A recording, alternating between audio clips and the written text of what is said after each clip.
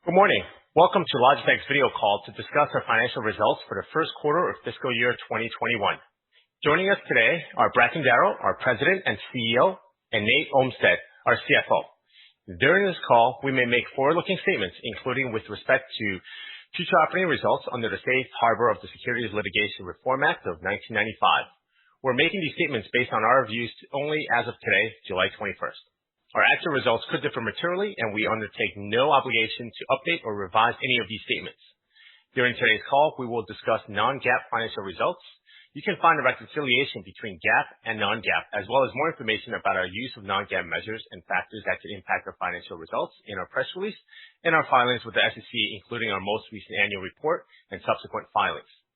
These materials, as well as our prepared remarks and slides and webcast of this call, are all available on the Investor Relations page of our website, ir.logitech.com. We encourage you to view these materials carefully.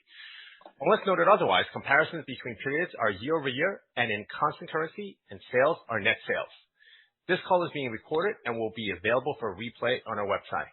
I will now turn the call over to Bracken.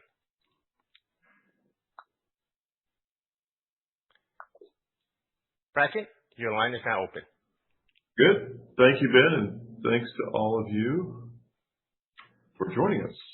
It's nice to see so many familiar faces, as usual. Early in my time with Logitech, a lot of the analysts, a few of you on this call, described our business as one in which we needed to continually catch the next wave, like we were surfing a series of waves, like a surfer at the beach. I actually never liked that analogy. I always felt it suggested we seek short-term trends like a fashion business. We don't. We make our investment decisions based on long-term trends, very long-term trends. These long-term trends, unlike a surfer's waves, don't subside. They enable us to travel to a completely new era. COVID-19 and its repercussions have dramatically accelerated the path to a new era. It's as if someone hit the hyperspeed button, accelerating us to a point when the secular trends that we focused on for many years have become a fundamental part of daily life. Video everywhere, one of our secular trends, seemed like a long way off when we started to say it a few years ago. Because of COVID-19, video calls now, for most people, have simply exploded. And where are most of them done? At home. Imagine when people return to the office. A second trend, a big secular trend, is work from anywhere, which was kind of a struggle even up to 6 months ago. We knew it was coming. Most companies knew it was coming, but companies were stubbornly accepting work from home Fridays and remote workers on an exception basis. As we sit on this call right now, more than 1 billion people are working from home. And the offices they left behind will surely be reconfigured over time to be proportionally more meeting space than working space. Companies will let most of their employees work some at home and some in the office. Siemens announced just last week that it would allow 140,000 of its employees to work 2 or 3 days a week at home at their own discretion. That's a lot of new desktops to be created, improved, and upgraded. The third trend was esports. Everyone knew esports had become a thing, a phenomenon. But who would have guessed that they'd be the only sports we could watch or play for 4 straight months? That's accelerated the growth of gaming in a way that not even Fortnite could have done. The World Economic Forum reported that game hours during peak hours have now increased 75% post-COVID-19, compared to a 20% increase in overall web traffic. That's a lot of gaming. And another huge phenomenon, another huge secular trend, seems like it's hidden in plain sight. It's the explosion of creators online. All this time at home, so much uncertainty about things. In all this turmoil, we need to express ourselves, to entertain each other, to stay connected. This has taken the democratization of content creation to a whole new level. Musicians, magicians, makeup artists, gamers, comedians, dancers, thinkers, public speakers, podcasters. According to the June quarter Streamlabs and StreamHatchet industry report, total streaming viewership almost doubled versus last year and grew 55% from just the March quarter. Online creation has taken off, and these people need tools, and today they'll buy them over time, and more will join them as this network effect grows. In this moment, we're seeing an acceleration into a new standard, new levels for all of these trends. And while COVID shutdowns and related economic slowdown will likely create uncertainty in the quarters and perhaps even year to come, we're at the doorstep of a new era. And over the long term, this era favors Logitech. Before I proceed, I want to thank two groups. First, I want to thank our employees for their resilience, flexibility, and patience as we adapt and have been adapting to this new way of working. I'm so impressed with the quality and the commitment and the ingenuity of our teams all over the world. Second, I want to thank our customers, and many of you are our customers, I hope, past, present, and future. At Logitech, I think we've never felt so alive with purpose and relevance. What we do matters now in ways, and to a degree, it simply never has before. These are surreal times with remote work and remote school, offices closed, brick and mortar distribution slowed, reopenings of offices slowed or delayed. Logitech was 60 to 70% brick and mortar around the world before the 1st of March. So now let's talk about how our business did this quarter. We had a very strong quarter. Our Q1 sales grew 25% and non-GAAP operating income grew 75%. Video adoption skyrocketed. Video collaboration sales grew 81% with strong growth across conference room systems, but also in business-centered webcams and headsets. Sales of some products, like our $199 Brio webcam, more than tripled. VC equipment sales grew on par with what we'd seen in the past few quarters, despite the fact that the vast majority of offices were closed to employees. While we've seen cases where companies pushed out their video deployments as they rethink their office layouts, many others have accelerated video adoption as we equip rooms with more video to drive engagement and effectiveness for employees who work in the office, or will be. And with so many people working, creating, and learning from home, our PC peripherals category sales grew 19%. The only product within PC peripherals negatively impacted was, not surprisingly, our presenter category, where sales declined 80% as live presentations at offices and at conferences temporarily disappeared. But that presenter decline was more than offset by growth in the rest of our categories. As excluding presenters, pointing devices sales grew 9%, keyboards and combos grew 15%, and overall PC peripherals grew 24%. PC webcams continued the strong momentum exiting last quarter, with Q1 sales more than doubling to the highest quarterly level in a decade. While we ramped our supply of webcams starting in March, we're ramping our capacity to meet demand, working to overcome component shortages as we do. We expect Q2 supply to improve, but it still could remain pretty tight throughout the quarter. No doubt, this underlying market tailwind will continue for some time, but we expect the pace to moderate significantly as we head into the back half, particularly as we face tougher webcam sales comparisons in Q4. Tablet and other accessories sales grew 22%, with our education channel particularly strong, with sales increasing over 50%. Schools around the world moved quickly to learn from home, but many are now adapting to a hybrid learning environment where some students will attend classes in person, while others will attend virtually. We're seeing substantial demand from educators for our iPad tablet products, which offer a superior typing experience through a smart connector combined with a protective case, which is perfect for younger students. Gaming sales grew 38% this quarter. Gaming accelerated as it became an ideal way to stay connected to friends and a community. This quarter, the strongest growth in gaming was actually our simulation products, with our $399 G29 wheel as the #1 seller in gaming. Streamlabs continue to do well, adding roughly 2 percentage points to overall company sales growth. As expected, recent physical retail store closures hurt mobile speaker sales more than other categories, with sales declining over 40% in the quarter. As we've said previously, given some of the near-term headwinds and structural challenges of the mobile speaker market, we continue to reallocate resources toward other initiatives. Similar to mobile speakers, Jaybird total sales were also negatively impacted by closures of brick and mortar stores. but we continue to transition our Jaybird portfolio toward true wireless, where our Jaybird Vista product had very strong double-digit growth in Q1 to become over 80% of our total Jaybird sales mix. Two other products that benefited from stay-at-home orders are headsets and Blue microphones. Collectively, sales in these two categories increased 70%. We knew when we acquired Blue that we were entering a category with long-term growth potential, but we didn't expect to see 3x sell-through, 3 times the sell-through versus a year ago. Supply for Blue mics will continue to be somewhat tight in Q2, but we're working to source alternatives to meet the strong demand. Now let me turn the call over to Nate to walk you through the rest of our key financial metrics in Q1. Thanks, Bracken. As Bracken just said, we had another strong quarter where performance came in better than we expected, with sales up 25% and non-GAAP operating profits up 75% to $117 million. We accomplished this despite multiple challenges that we had to overcome in the quarter, including significantly higher air freight costs, supply constraints in multiple product SKUs, and continued currency headwinds. Bracken spoke at length about growth highlights, but gross margin resiliency was also particularly impressive this quarter. Non-GAAP gross margin increased 140 basis points to 39.2% despite our initial view that gross margin could fall toward the lower end of our 36 to 40% target range.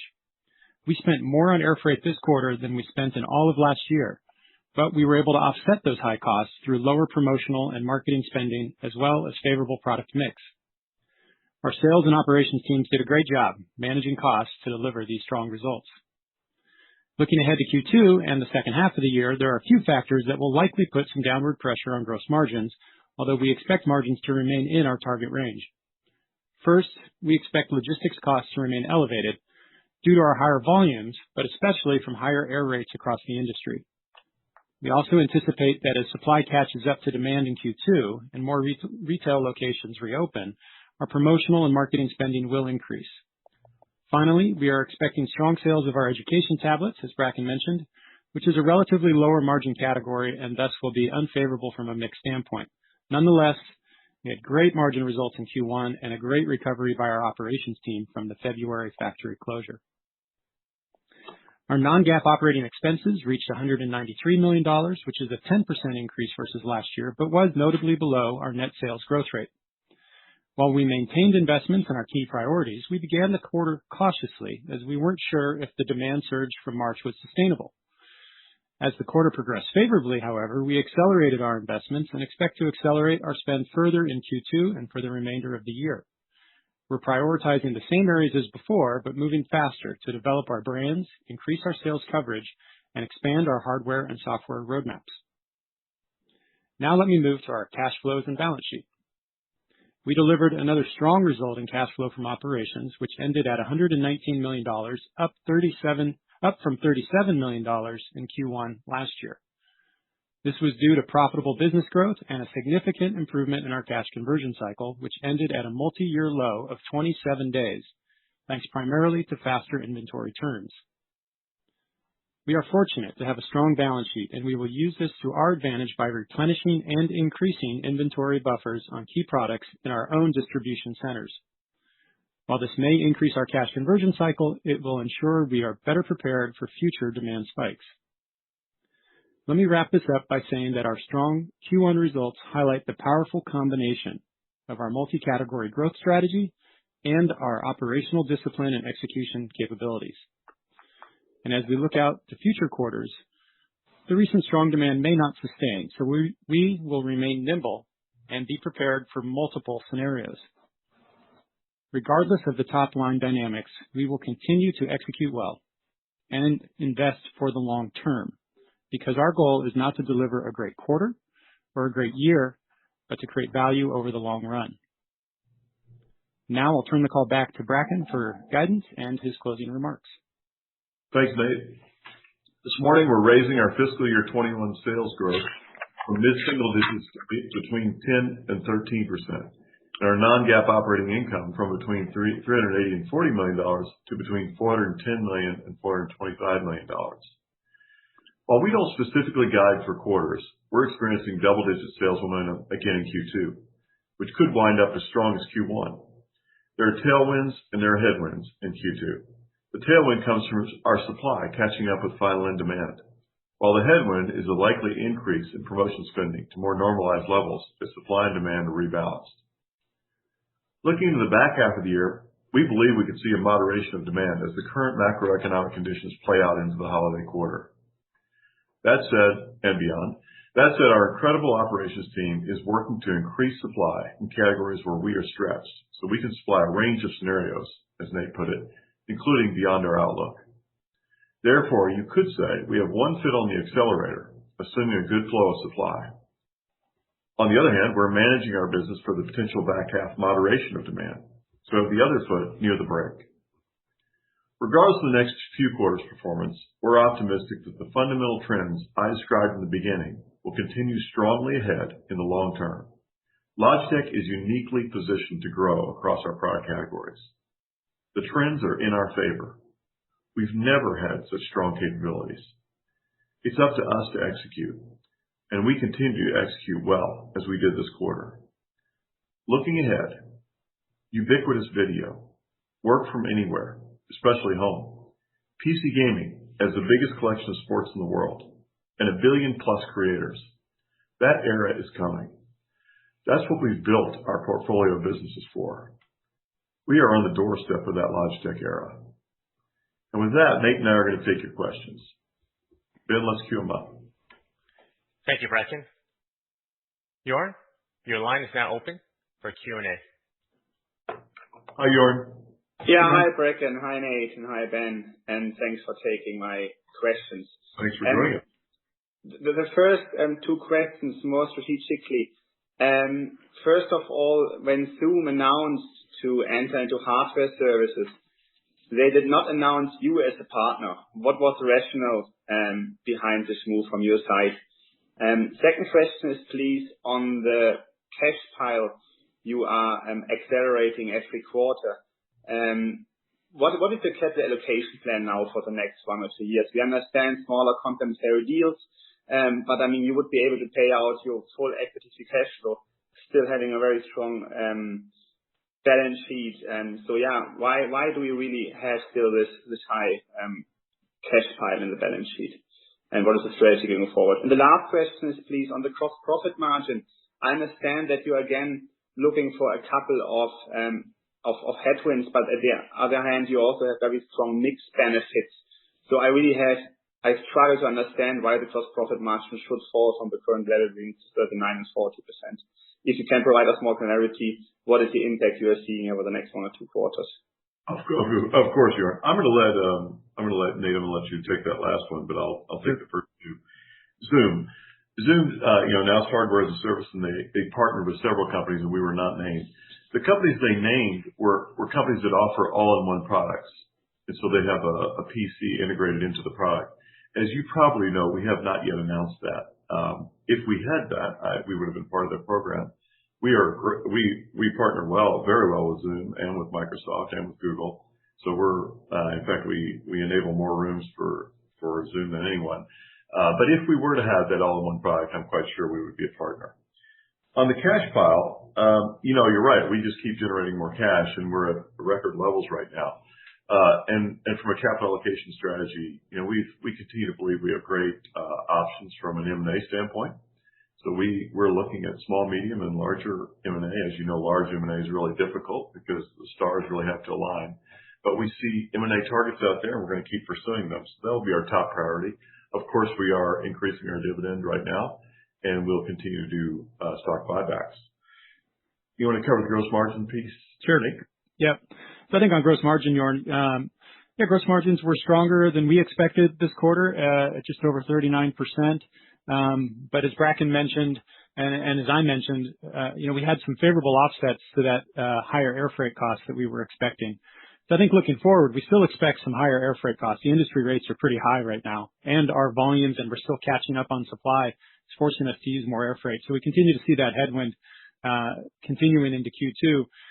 One of the tailwinds we had in Q1 was this lower promotional spend, because as we were, as supply was really short of demand, we just weren't promoting as much. And with retail locations closed down, we weren't spending as much on in-store marketing as we normally would. So as that supply starts to normalize with demand in Q2, I think the promotional spending is going to rise back to more normal levels.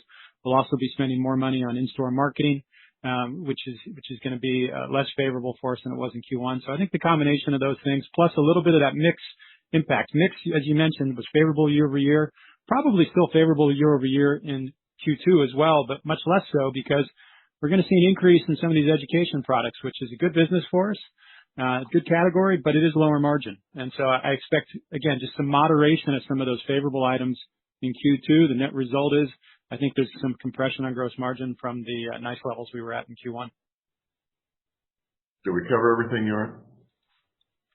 All right. Thank you. Paul, your line is now open. Hello, Paul. Hey, Bracken. How's it going? So just on Asia, what were the big drivers of the pretty outperformance there in that market? And do you see those trends kind of further accelerating in Europe and U.S. and as the retail stores open up more? I have a follow-up.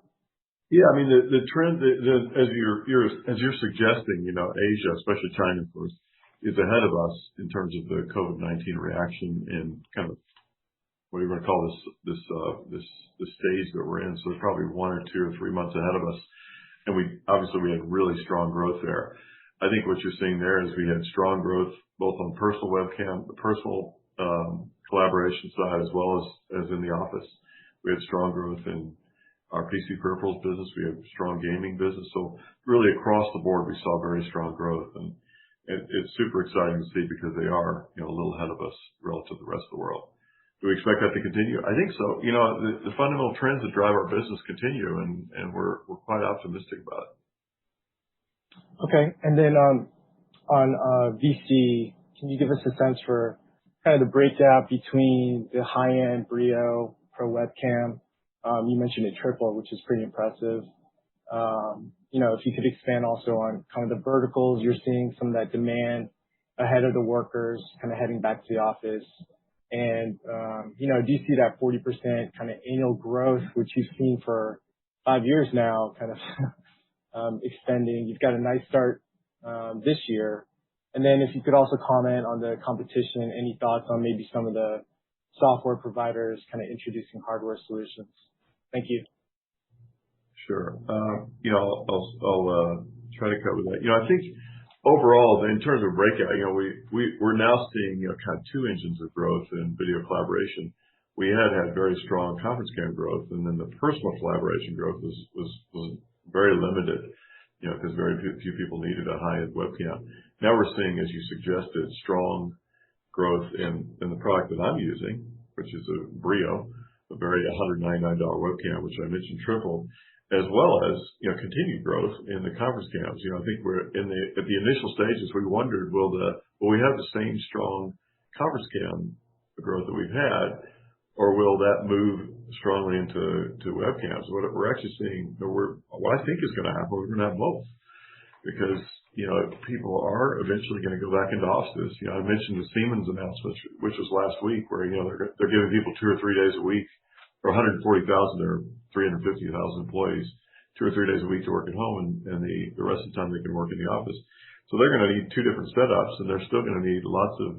Now, by the way, the other thing that's happening is there are companies, and I won't name names, there are companies that were way behind in terms of video adoption. They just almost never did video calls.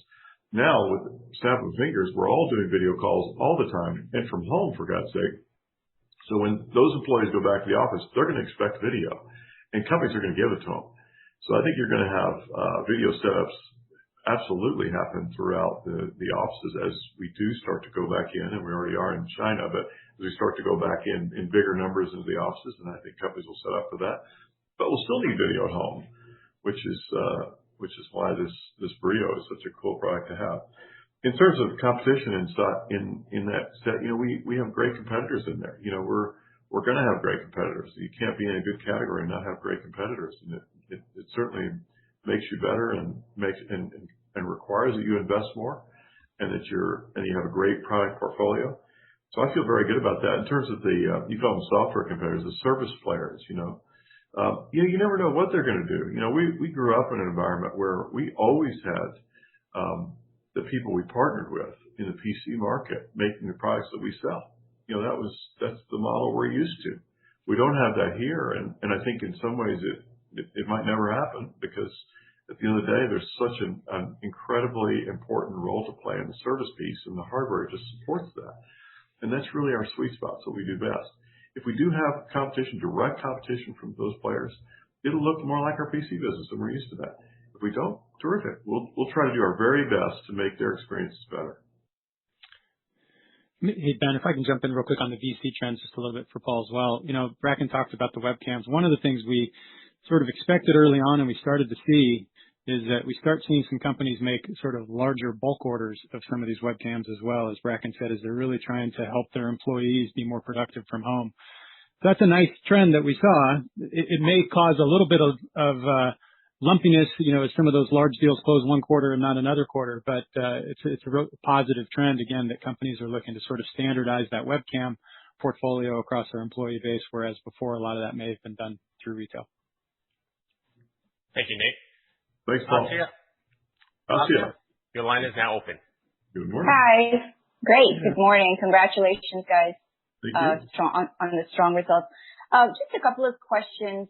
Just given all the pandemic stuff, supply constraints from some of your competitors, as well as your retailers and partners adjusting to this, what are some of the commentary that you're hearing or observing in the marketplace from your competition that leads you to be a little bit more cautious in the back half of the calendar year? I know the strong 1Q would suggest to be a little bit more conservative, but just what are you observing that would suggest, promo spending will ratchet up, retailers are, starting to demand more promotions, et cetera, and what are you observing from your competitors? Thank you. Well, I'm sure we're seeing something from competitors that are causing us to look in the back half as a moderation period. It's really more just as we look into it, there's real uncertainty. I think we've been living in a very uncertain period for a while now, and we're still in it. At some point, things go one way or the other. As we look into the Q3, for example, we're going to have unemployment. I don't want to be doom and gloom, but we're going to have unemployment that's going to drag on through Q3 at levels that we haven't seen in a long time around the world. On the other hand, things are going to start to open up. So you'll probably have movie theaters and restaurants and things that a lot of people in many parts of the world haven't had the opportunity to do are going to open up. So there could be a reallocation of spending in some of those other discretionary things and away from things that are required for work, And then there might be some pull forward that's happening, especially in gaming, from the holiday period into the Q1 and Q2. We look at over all those things. Our tendency is to say, gosh, we should really make sure that we view the future as a possible moderation period in Q3 and Q4. On the other hand, we're going to be capacitized and set up to deliver if that's not true, if we continue to have really strong growth. Okay. And then just generally speaking, what are some of the business practices that you think you've kind of adjusted or changed within Logitech as a function of this new normal? Are there any things that you can point to that would suggest sustainable margin and even margin expansion within your target range? Well, I'll let Nate comment directly on whether he's going to suggest that we can have margin expansion. But what I would say is, in terms of some practices that we've learned, and there are a lot, I would say there are a few. One is we've got probably a better finger on the pulse, a better finger on the pulse of this business than we've ever had. And we were always pretty good at execution. But we have, for example, Nate and I have a bi-weekly now. We used to do this once a month, a bi-weekly matching of our supply and demand, because it's been so uncertain. And that's given us the ability to really stay right on top of what's happening all the time. That's exciting. I'd say that's one key change. But there are many others. Nate, I'll let you respond to the gross margin comment, because I think that's probably really underneath your question, Asia. Yeah, just jumping on top of what Bracken just mentioned, though, too, with our strong balance sheet, like I mentioned in my prepared remarks, we're really using that to our advantage here, because as Bracken said, we've got to be ready for demand surges, but we've also got to be prepared if things slow down. So we're having to manage a little wider range which is fine. We're good at doing that. But like Bracken said, we've had to increase the frequency of some of the things we do to check in and make sure that we're really staying on top of it. In terms of margins, again, I'll come back a little bit to what we mentioned earlier. The air freight rates right now in the industry with the reduction in consumer travel has taken a lot of capacity out of the industry, which has pushed up the rates. And a lot of other companies are in the same situation we are, in that, they were shut down in February and they're still recovering some supply, and so they're having to use more of that air freight capacity. The long-term drivers for our margin really remain unchanged, in that we're focused on mix. We're focused on bringing products to market that have higher margin contribution. We added Streamlabs, which is still relatively small, but it's a nice margin profile as well. So I think the margin drivers for us long-term really remain unchanged. If we see continued demand at the levels we've had, certainly it's going to help us sustain stronger margins.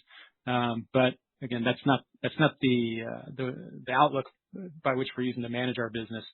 I'd say on top of that, though, we are going to invest aggressively. I think our priorities haven't changed, but we're confident that the long-term trends on which we've built our business have just continued to come into sharper focus through this period. So I think our investment decisions similarly have come into sharper focus, and that's something we expect to continue doing in Q2 and into the second half.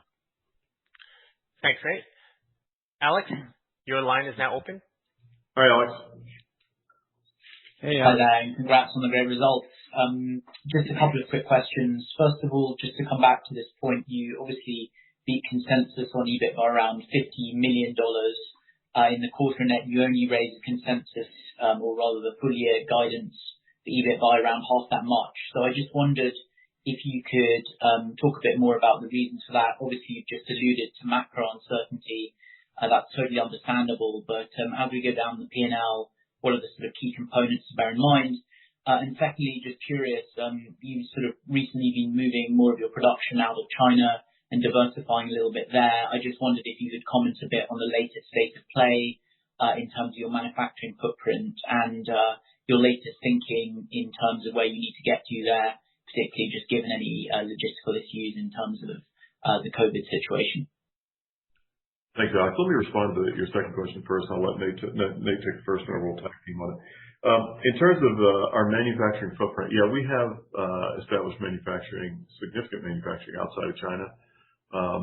And we now have, I would say, a more distributed network. I don't want to overstate that. We're still manufacturing a lot in China.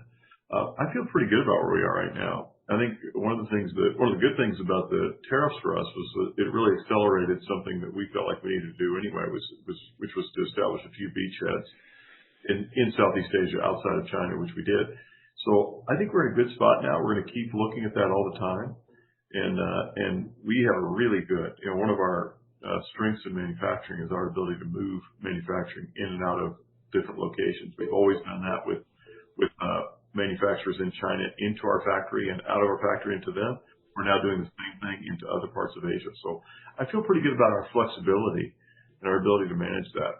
It's not like we can do things overnight, but we can do things very, very fast now. And I think the flexibility is the key. Nate, you want to take the other question? Sure. Yeah, I think when I think about the change in the outlook, Alex, we took up at the midpoint the revenue by about $200 million.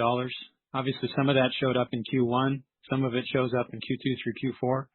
But if you just look at the changes to the outlook on the top line and the bottom line, at the midpoint, again, it's close to a $200 million revenue increase, and we flowed that through at about 15% to the bottom line, which is kind of typical for our structure.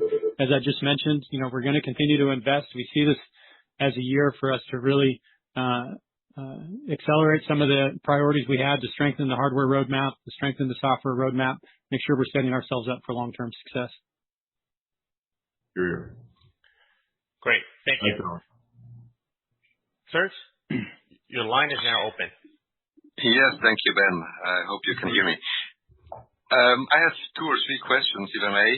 The first one is, you mentioned that you have seen tremendous demand in Asia, although it was in phase 1 of this COVID wave or cycle. Then we have Europe and then US. I'm wondering whether you can give us a little bit more color of what kind of products in each of the region has been demanding. Did COVID have a change by stores reopening, retail is reopening, or totally closed, or internet? Can you give us a little bit of flavor? What we can expect also going forward when shops in the US will reopen, and what does this mean for the online channel? Because yes, you are guiding a little bit to weaker margin too, not only because of transportation costs and promotion, but also due to sales mix. This is my impression.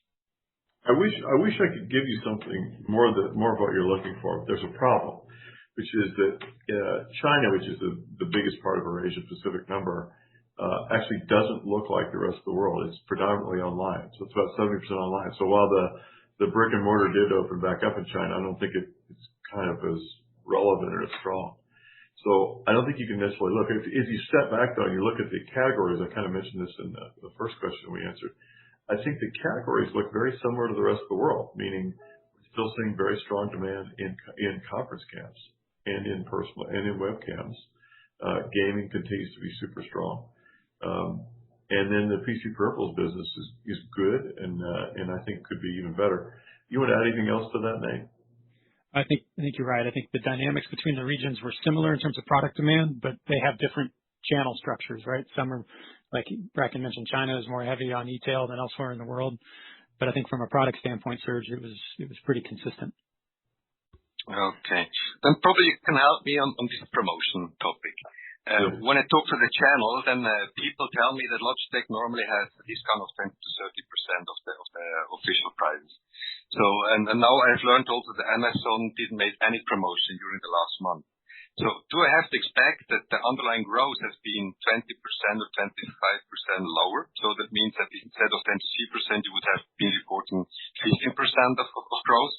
And can I expect then this going forward, that the growth will get such a hit? You want to take a stab? Sure. I know what I would say when you go ahead. Yeah, no, I mean, in general, I think your comment is right in that as our promotions came down, our net sales grew faster than our unit sales, if you will, or our sell-in revenues, because we were able to hold on to more of the value of that sell-in through lower promotions. Some of that, again, was due to the fact whether we had supply on a product or not.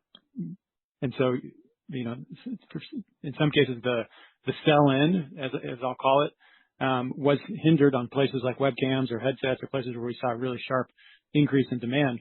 We were constrained on supply. But you're right, the net sales growth was faster than the sell-in growth in the quarter. Great. Thank you. Ananda, your line is now open. Hi, Ananda. Hey, guys. There you are. How you doing? Congratulations on strong performance. Thank you. Hey, yeah, you're welcome. Just a couple if I could. On gaming and on video collaboration. What's your, and you, Bracken, you spoke to each of these things a little bit. What's your best, what's your best guess on, you know, some of what you're seeing in gaming, you know, sort of serving as de facto pull forward ahead of the console launches at the end of the year? And then if there isn't much pull forward on the console launches ahead of, do you think that those can also, that can be sort of a catalyst as we get into the holiday season and then through the beginning part of next year? And then I have a follow-up on video collaboration after that. Okay. Well, you know, the Astro business is the primary business affected there, which is the headsets that, you know, are with console. And historically, as there's been a console launch, as those things have come, actually we've had a slowdown in the console headsets because there was they weren't compatible with the future ones. So, you know, people would slow down and wait, then they'd buy the new one, and then later you'd have a delayed effect. So you have kind of this more than a plateau, you kind of have a dip that would happen in the middle. The difference this time is that, at least in the case of Microsoft, forward compatibility is already announced. We're optimistic that that's also going to be true on the new Sony console. So we may or may not see that slowdown, but we're prepared to think that's a possibility. Yeah. So it sounds like you're not seeing it yet. No, we're not. I mean, in fact, you know, we saw, you know, the console headset category is quite strong. And, in fact, we couldn't meet all the demand for that category. Yeah. I mean, I would just add to that, and Bracken's right. The sell out was stronger than what we were able to sell in because we were a little short on supply, again, because we had made the assumption that, you'd probably see that normal slowdown going into the console refresh. And that was before we made that decision prior to COVID lockdown. And then as people were at home more, we saw that demand pick up.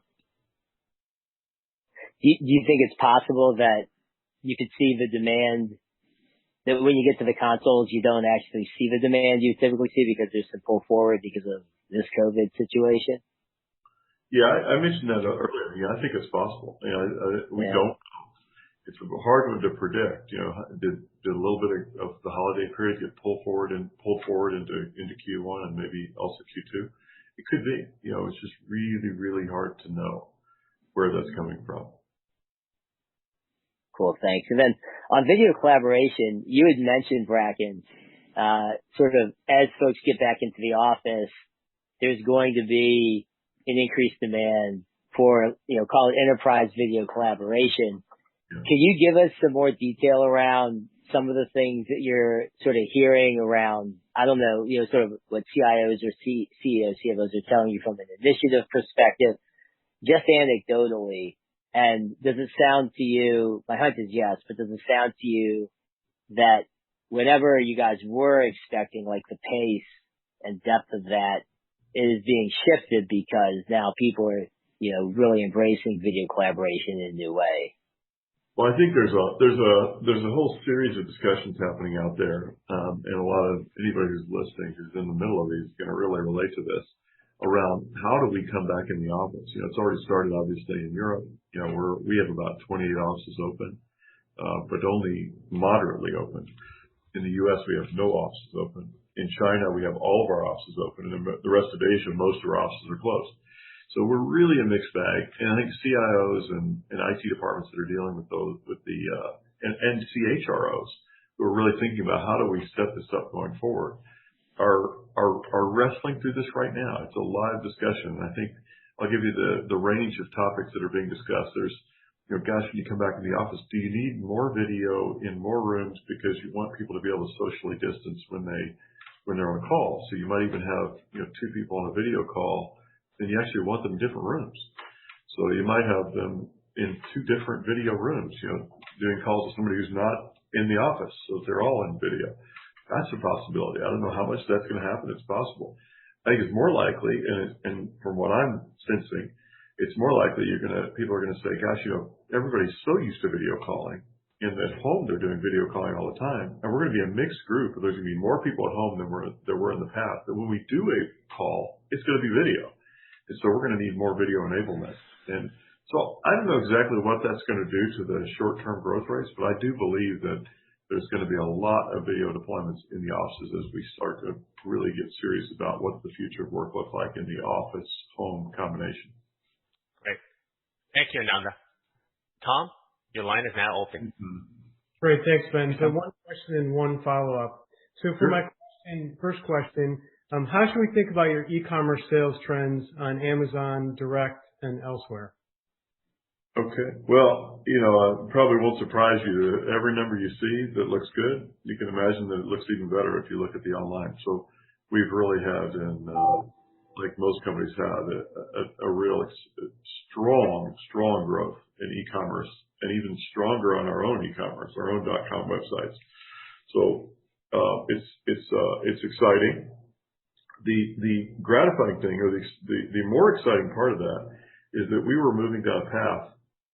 It started in China for us about 4 years ago, when China became mostly online. It just almost overnight, over a 3 or 4 month period, it flipped from being a brick and mortar business for us, kind of 10 or 15% was online to 70% online. And that gave us the model for what we're now taking into other parts of the world in terms of supporting online people like Amazon and others, and our own, for how to support those from a marketing standpoint. So we were already in the middle of deploying that model into Europe, and then we had just organized the whole world to do the same thing, so the Americas as well. So we're going to be set up pretty well as we go forward for an online world, and I'm optimistic we're going to do well in it. Great, thanks for that. Hey Tom, just to add on to that one real quick though. I mean, it's not only the the pure play e-tail where we saw the growth, we actually had a lot of traditional brick and mortar partners that did a really good job of being able to move their business online, at least for our products. So I think that was one of the positives in the quarter, and I'm sure that they're looking at their business and trying to determine if that's a long-term trend or it was something that they had to do in the moment. Yeah, I would echo that. I'm super impressed by how effectively a lot of these what we would think of as brick and mortar players have gone to online. They've really done well. All right, so Nate saw my second question then and jumped it. So the question I had there was on physical stores reopening and then reclosing. So how are you managing that, and how is that impacting your business? Good question. I mean, we talked about a number of scenarios that we've got to be ready for, and I think being nimble. And I mean, to me, I think that's just a good description. It's really about being nimble. I mean, when everything moves online, there probably needs to be less inventory overall in the channel because you're fulfilling out of central distribution for a lot of those orders. As things move back to retail, we've got to distribute more broadly. And so it's a balance for us between those two things. And that's one of the reasons why, I'm increasing the inventory buffers, not buffers out in the channel, but in our own distribution centers on our balance sheet, making sure that we have the inventory that's necessary to support our customers, for these kind of changing market dynamics that they're dealing with. Great. Thanks for taking my questions. Thanks, Tom. Thank you, Tom. Andreas, your line is now open. Hi, Andreas. Yes, hello. Thank you. Thanks for taking my questions. I've got one on inventories. You have been now the third quarter basically being at or below 50 days of inventories. You mentioned this bi-weekly meeting you have, matching basically supply and demand. Now I was wondering, I mean, of course it goes up probably inventory in the next quarter, but is there any potential to be substantially below kind of what you had in the last couple of years? Basically that the inventory is sustainably coming down apart from fluctuation between the quarters. Let me take that one, Nate. Sure. I think first the answer is is there a potential to be substantially lower in inventory relative to the last few years? And I've always felt, and I've said before on these calls, I think there is. I think we should be able to operate at a lower inventory level. On the other hand, I think if you look at the short term, you're going to see the opposite because we have such uncertainty on what the demand is really going to look like out there in the back half of this year that we don't want to get caught flat-footed and not have enough inventory to supply it. So short term, I think you might see the opposite relative to where we are today. Long term, yeah, I think we should be able to operate at a lower inventory level than we did a few years ago. Yeah, Andreas, I think about inventory the same way I think about operating expenses, in that we need to find efficiencies to fund our growth. So as we find efficiencies and we drive those initiatives in inventory to get more efficient or to simplify our portfolio in some way so that we can be more effective, we may take that efficiency and then reinvest it to go grow the business by having more products available, the strategic products, more availability. So I think Bracken's absolutely right. We're continuing to find ways to be more efficient in our supply models, but you may not see that really show up in lower days of inventory because we may decide to buffer up more, which will help us grow the business. Okay. Then my next question would be on webcams, basically at home. I mean, do you have figures or color, basically how the penetration is currently and what's the left potential going forward? Well, I hesitate to do this because I don't want to mislead you. There are a lot of people who use a webcam that's built into their computer, so or into their now the reality is that that's not the solution for a lot of people because if you have a laptop and you dock it, most screens don't have a webcam in them, or if they do have a webcam, it's not good enough. Especially if you're looking at yourself all day long like we are now. Having a really high quality webcam gives you a better appearance, makes you feel better about yourself. So there's a lot of reasons why webcams are attractive in general and attractive as a supplement to what might be built into a computer or a screen.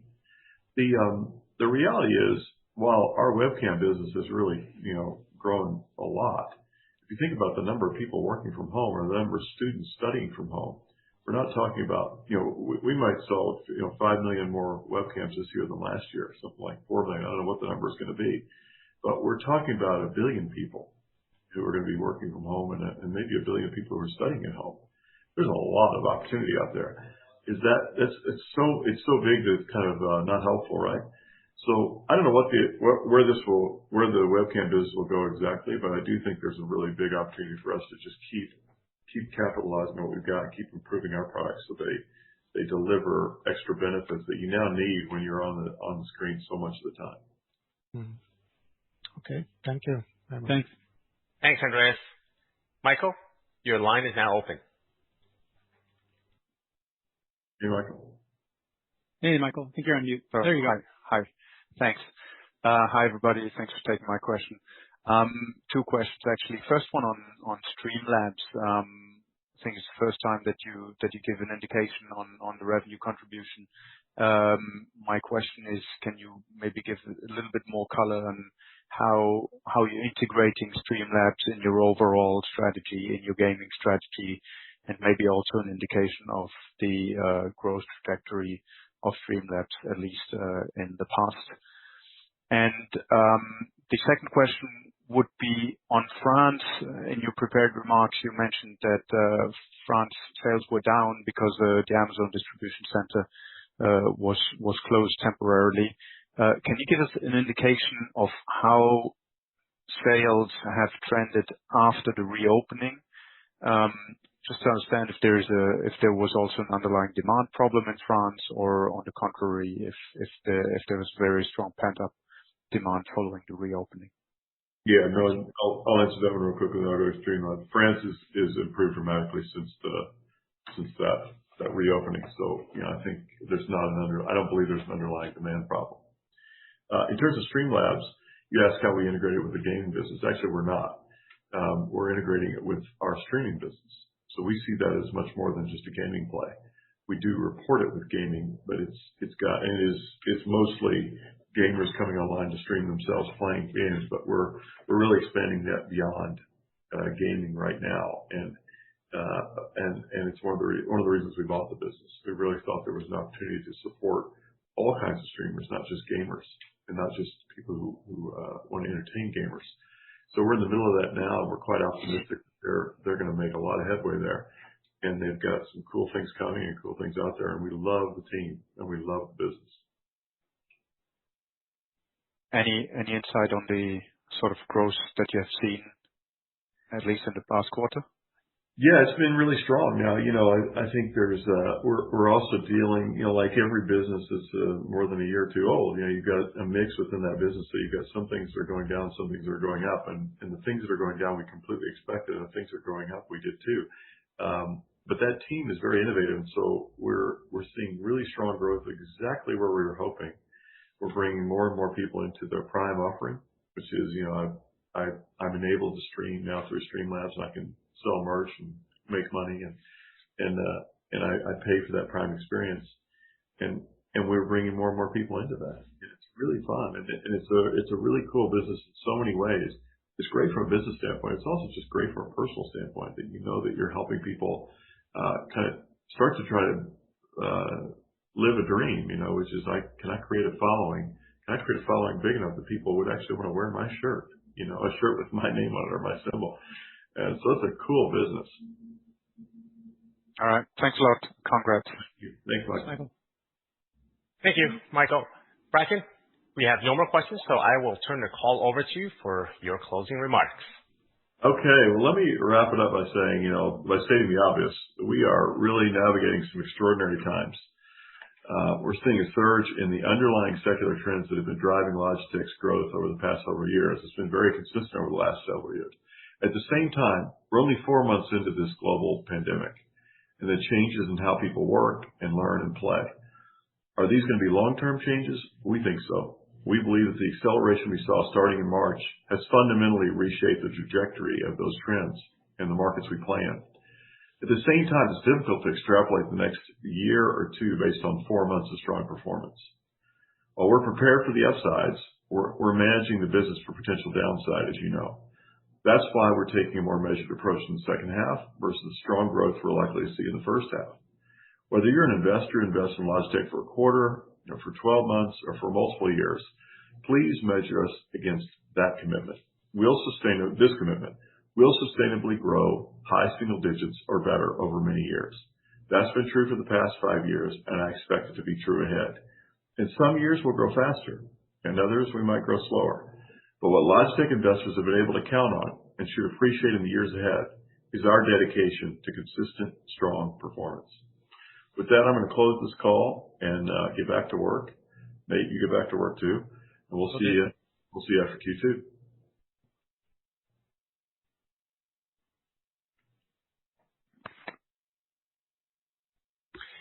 Thanks, everybody, and that concludes our call. You know. Thanks, Ben. Thank you, Ben.